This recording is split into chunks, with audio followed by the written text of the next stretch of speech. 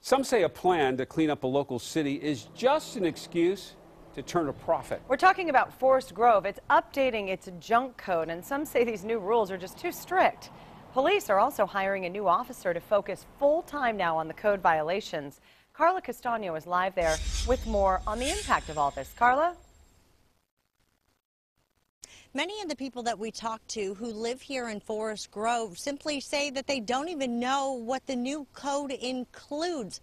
Basically, having anything on your property that is considered unused by a code enforcement officer, like a lot of the stuff that you see here, can get you a warning and then a hefty fine. I spent about $4,000 hauling it down here. This longtime Forest Grove resident says when this 3-bedroom, 2-bath boat is finished, it will be worth $200,000.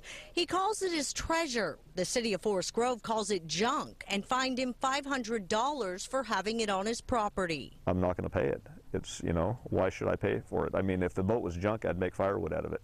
I wouldn't be fixing it. The city also fined him $2,000 for 2 cars without valid tags that were parked in his driveway, again calling them junk.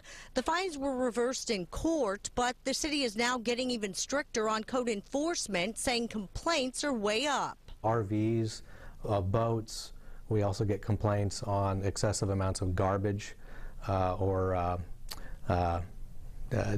machinery, different things that are left on property that becomes an eyesore. Arnie Yerke agrees the city should fine people for having trash all over. Oh yeah, or something that smells. You know someone has a bunch of wet garbage laying around, but there's nothing here like that. But thinks some parts of the junk code are just a way to collect fines. There's better things to do. This town has a real bad problem with drugs and people stealing stuff, and they don't seem to care about that. They can't get money out of drug addicts. But police say they had to add a code enforcement officer with the junk problem growing. One person's junk is another person's treasure. I think the problem becomes when that treasure becomes junk. And it can be subjective as to what actually classifies as junk.